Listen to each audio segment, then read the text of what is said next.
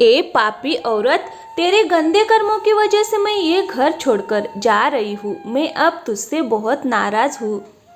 दोस्तों, क्या आप जानते हैं कि कुछ ऐसे घर भी होते हैं जहाँ माता लक्ष्मी कदम नहीं रखती।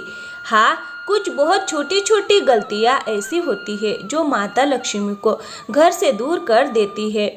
और जब माता लक्ष्मी घर छोड़कर चली जाती है तो उस स्थान पर दुख, कष्ट और दरिद्रता की छाया फैल जाती है। आज हम जानेंगे कि वो कौन से कर्म है जो माता लक्ष्मी को रुष्ट कर देते हैं और कैसे एक स्त्री का आचरण और घर की अनुशासन ये तय करता है कि उस घर में समृद्धि रहेगी या दरिद्रता आएगी। कहानी शुरू करने से पहले एक विनम्र निवेदन है, हमारे चैनल को सब्सक्राइब जरूर करें और बेल आइकन दबाएं। कहानी पसंद आए तो लाइक करें और माता लक्ष्मी ऐसा भक्ति भाव से कमेंट करें। ये बहुत पुरानी देवपुर गांव की कहानी है। गांव में गिने चुने घर थे, चारों ओर हरे भरे खेत, गीली मिट्टी की सौंधी खुशबू और सुबह की शांत हवा में केवल पक्षियों की चहचहाट सुनाई देती थी।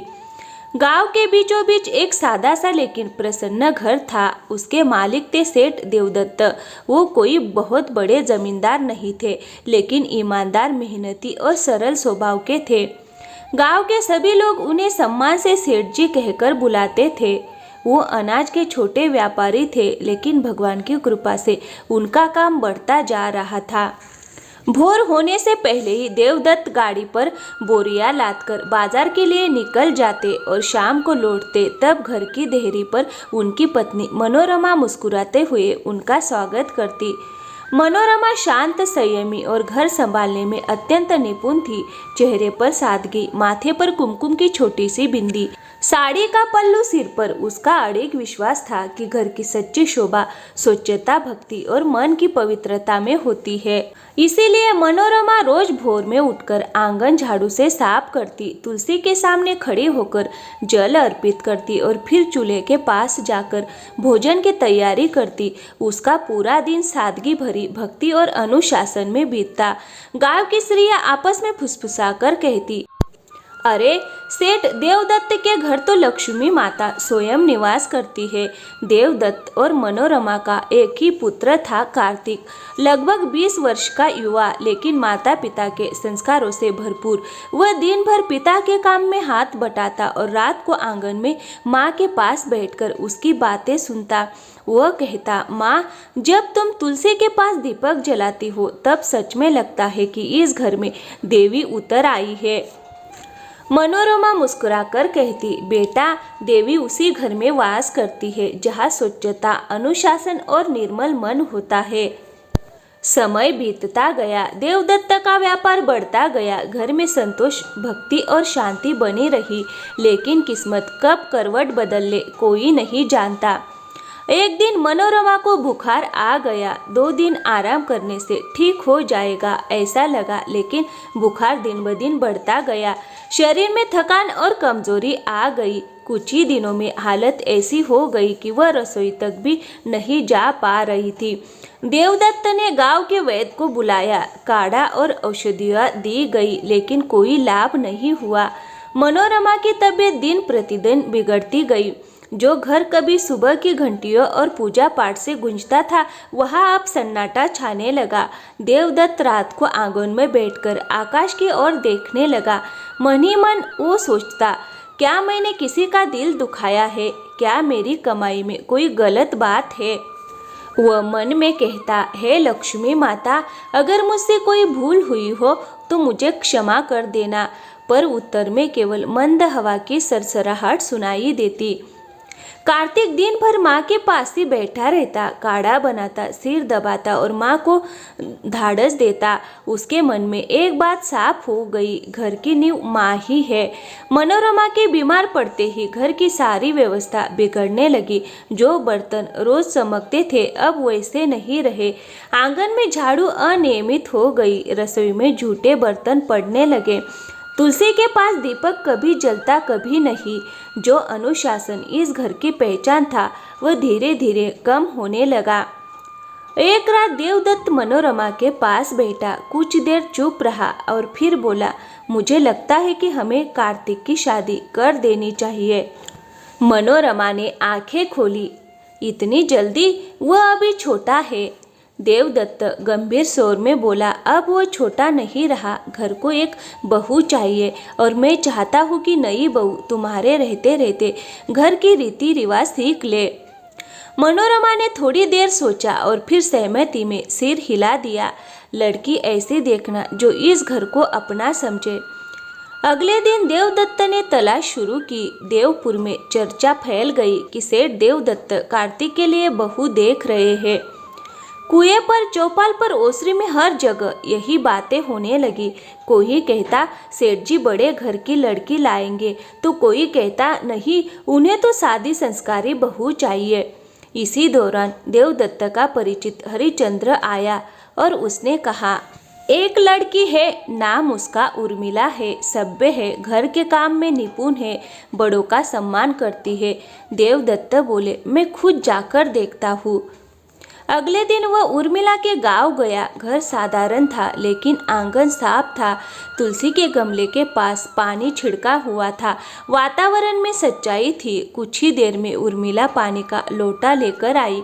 आंखों में नम्रता, चाल में शांति। देवदत्त के मन से आवाज आई, यही है। उन्होंने वही हाँ कर दी। देवपुर लौटकर उन्होंने खुशी खुशी मनोरमा को बताया। उर्मिला सच्ची लगी। उसकी आंखों में घर का मान दिखता है।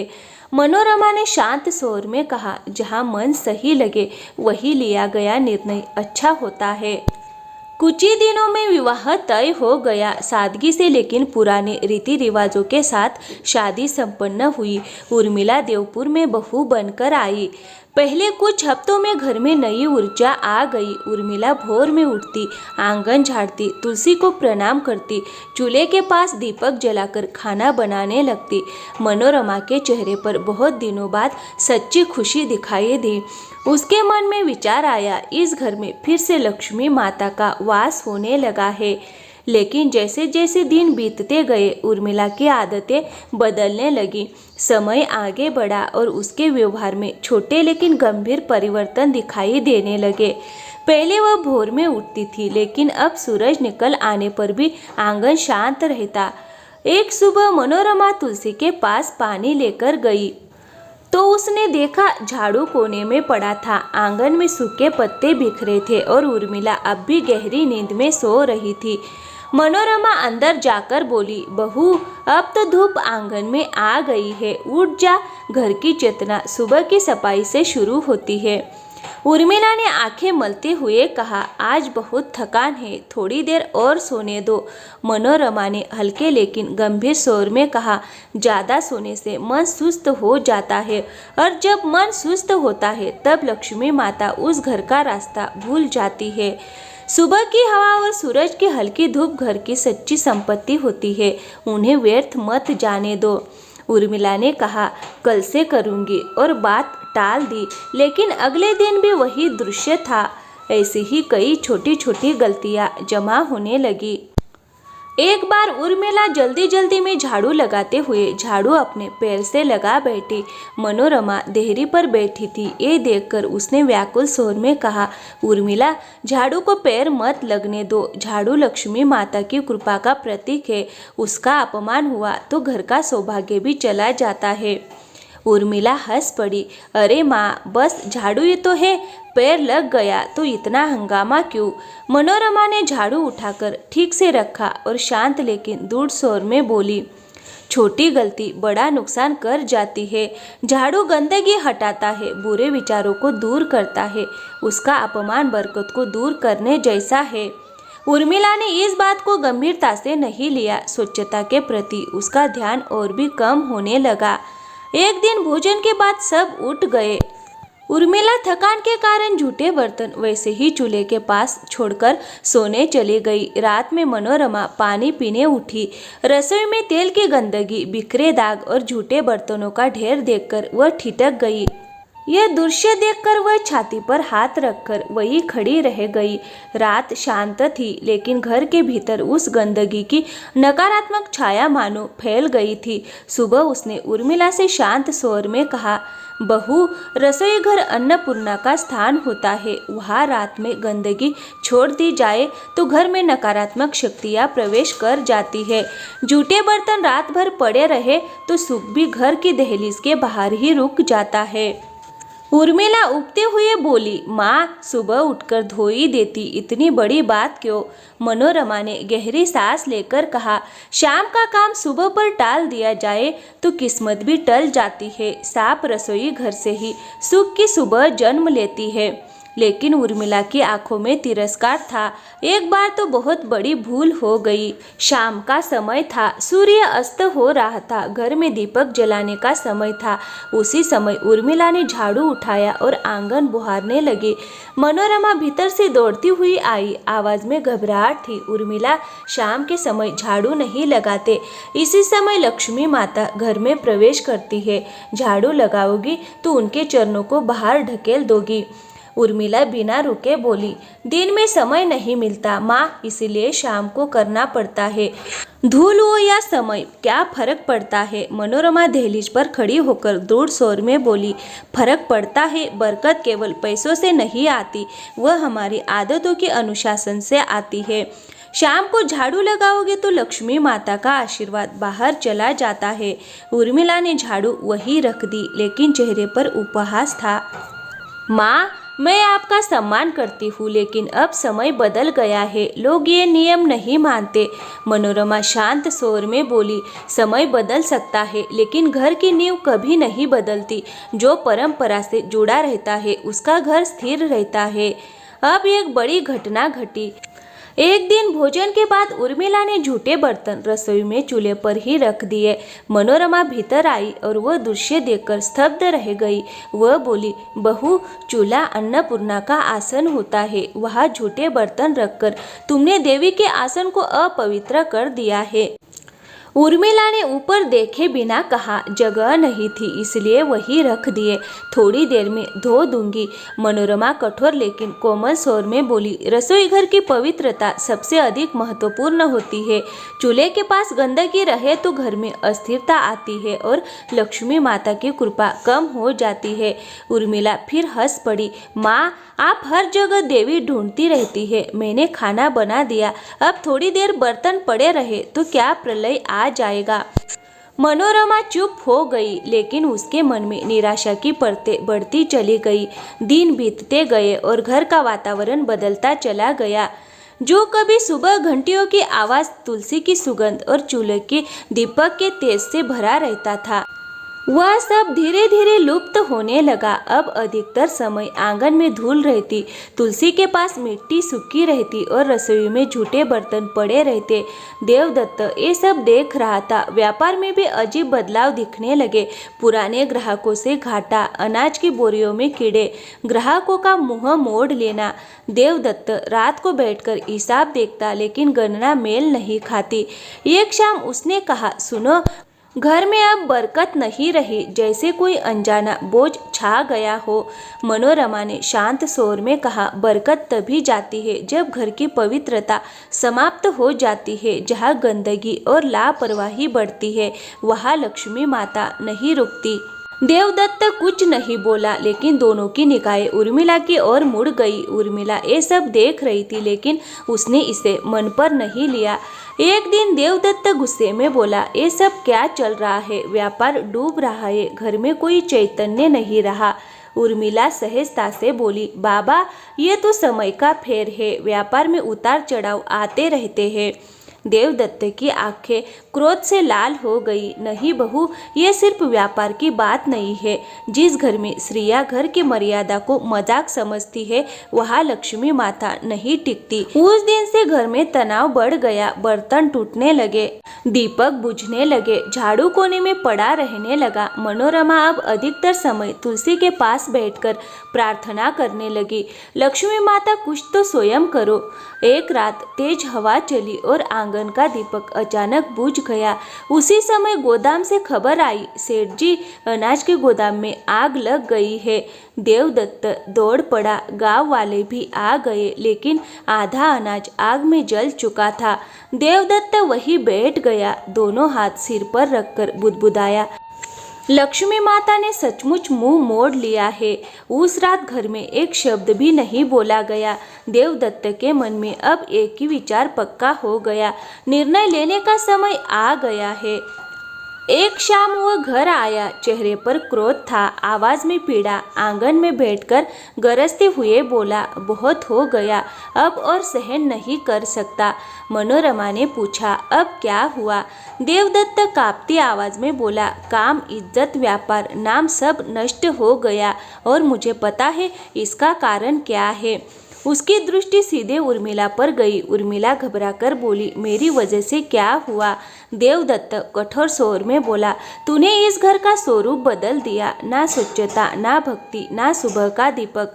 जिस दिन से तू इस दहलीज में आई है, उसी दिन से इस घर का भाग्य उतर गया। उर्मिला की आंखों से आंसू बहने लगे। मैंने किसी का बुरा नहीं किया बाबा, मैं बस अपने तरीके से जी। पूजा थोड़ी देर से हुई, आंगन कभी देर से बुहारा। इतनी सी बात से इतना बड़ा संकट आ जाता है क्या? देवदत्त ने कड़े स्वर में कहा, घर की नींव स्त्री का कर्म होता है, वह डगमगाई तो पूरा घर गिर जाता है। अब निर्णय हो चुका है, तुम इस घर से चली जाओ। उर्मिला कांप उठी। रोती हुई वो मनोरमा की ओर देखकर बोली, माँ, क्या सच में मेरी वजह से ही ये सब हुआ है? मनोरमा की आंखों में आंसू थे, लेकिन शब्द खो गए थे। देवदत्त ने कठोरता से कहा, पहले मन और घर दोनों को शुद्ध करो, तब तक इस दहलीज को मत लांघना। उर्मिला ने सिर झुका लिया। बिना एक शब्द कहे वह उस दहलीज से बाहर चली गई। उसी दहलीज से जहाँ कभी फूलों की सजावट के बीच उसने गृह प्रवेश किया था, आज उसके शरीर पर सिर्फ एक मलिन साड़ी थी, आंखों में आंसू और मन में एक तीव्र पश्चाताप। निश्चय ही मैं लक्ष्मी माता की क्षमा प्राप्त करूंगी। रात का अंधेरा था। गांव के बाहर घना जंगल फैला हुआ था, चांदनी पेड़ों की शाखाओं में अटकी हुई थी। उर्मिला रोते रोते चलती रही और अंत में एक पुराने बरगद के पेड़ के नीचे जाकर बैठ गई। उसने हाथ जोड़कर प्रतिज्ञा की, जब तक लक्ष्मी माता के दर्शन नहीं होंगे, तब तक मैं अन्न जल का स्पर्श नहीं करूंगी। दिन बीतते गए। भूख से उसका शरीर कांपने लगा, लेकिन उसका संकल्प डगमगाया नहीं। तीसरे दिन सूर्यास्त के समय अचानक चारों ओर स्वर्णिम प्रकाश फैलने लगा। उस प्रकाश ने जंगल के अंधेरे को मानो पीछे ढकेल दिया। उर्मिला ने आंखें खोली तो उसके सामने एक दिव्य आभा खड़ी थी। शांत लेकिन सामर्थ्य से भरा हुआ स्वर सुनाई दिया, उर्मिला। उसके हाथ कांपने लगे। वह घबराकर खड़ी हो गई। लक्ष्मी माता, क्या सचमुच आप हो? प्रकाश के भीतर से एक सौम्य स्वरूप दिखाई देने लगा। चेहरे पर करुणा थी और आंखों में तेज। मैं तेरी आर्त पुकार और तेरे पश्चाताप से यहाँ खींची चली आई हूँ। बता, तू इतनी व्याकुल क्यों है? उर्मिला भूमि पर नतमस्तक हो गई और अश्रुओं से भरे स्वर में बोली, माता, मेरी वजह से सब कुछ नष्ट हो गया। मैंने स्वच्छता की उपेक्षा की, जूठे बर्तन वैसे ही छोड़ दिए, सुबह देर तक सोती रही, चूल्हे के पास गंदगी रहने दी, तुलसी के पास दीपक जलाने में ढिलाई की, संध्या समय झाड़ू लगाया। इसी कारण बाबा जी ने मुझे घर से निकाल दिया, क्योंकि मैंने आपकी परंपराओं का सम्मान नहीं किया। लक्ष्मी माता ने शांत स्वर में कहा, उर्मिला, घर को नष्ट करने वाली सभी भूलें मैं तुझे आज बताती हूँ, उसे ध्यान से सुनो और कभी मत भूलना। माता ने अपना दाहिना हाथ उठाया और उनका स्वर मानो आकाश में गूंज उठा। पहली भूल, झाड़ू को पैर लगने देना। झाड़ू स्वच्छता का साधन है और समृद्धि के द्वार खोलने का प्रतीक। उसका अपमान करने से घर में अशांति आती है। दूसरी, चूल्हे के पास जूठे बर्तन रखना। चूल्हा अन्नपूर्णा का आसन है, वहाँ गंदगी रहने से देवी का आसन अपवित्र होता है और सुख द्वार पर ही रुक जाता है। तीसरी, दहलीज पर बैठकर भोजन करना। दहलीज स्वागत का स्थान है, वहाँ भोजन करने से उसकी पवित्रता नष्ट हो जाती है और शुभ शक्तियाँ घर में प्रवेश नहीं कर पाती। चौथी, संध्या समय झाड़ू लगाना, उसी समय मैं घर में प्रवेश करती हूँ, मुझे झाड़कर बाहर करोगी तो मैं लौट जाती हूँ। पांचवी, प्रातःकाल उठने में आलस्य करना, सूर्योदय से पहले उठकर आंगन, तुलसी और रसोई की सफाई करने से घर में तेज बढ़ता है। आलस्य घर की ऊर्जा को नष्ट करता है।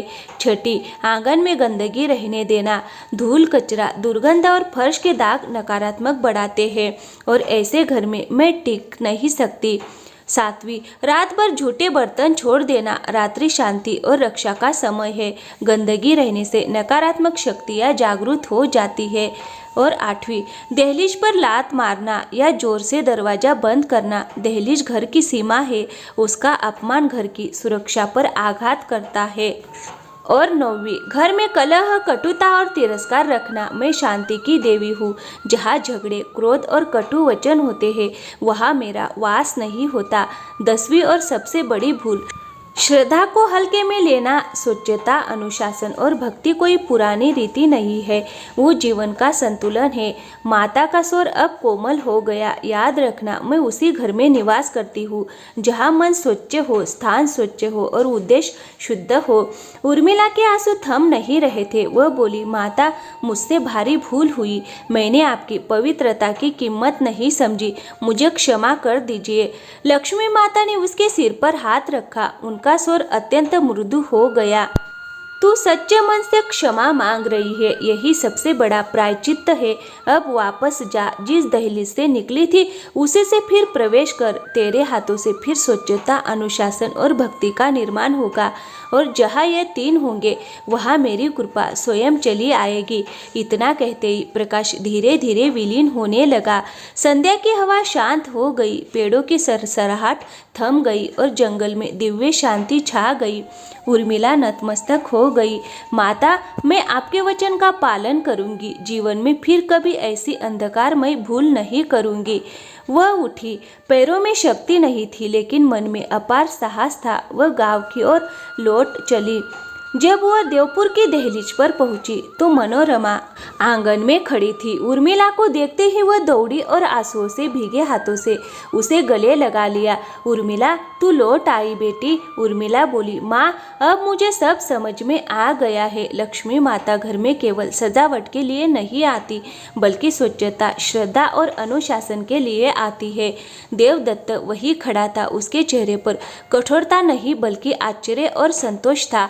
उस दिन से उर्मिला ने घर को फिर से संवारना शुरू किया। भोर में उठकर आंगन बुहाना, तुलसी को जल देना, चूल्हे के पास दीपक जलाना, रसोई की स्वच्छता, झूठे बर्तन तुरंत धोना, संध्या समय झाड़ू न लगाना, दहलीज का सम्मान करना, सब कुछ फिर से शुरू हो गया। कुछ ही दिनों में घर में फिर से चैतन्य लौट आया। देवदत्त का व्यापार संभलने लगा, ग्राहक वापस आने लगे, अनाज को अच्छा मूल्य मिलने लगा। गांव में चर्चा होने लगी, अरे सेठ देवदत्त के घर फिर से लक्ष्मी माता का वास हो गया है। आज भी देवपुर के लोग एक कथा सुनाते हैं, घर को नष्ट करने वाली भूलों को कभी छोटा मत समझो। दरिद्रता के लक्षण छोटी आदतों से आते हैं और समृद्धि भी अच्छी आदतों से ही आती है।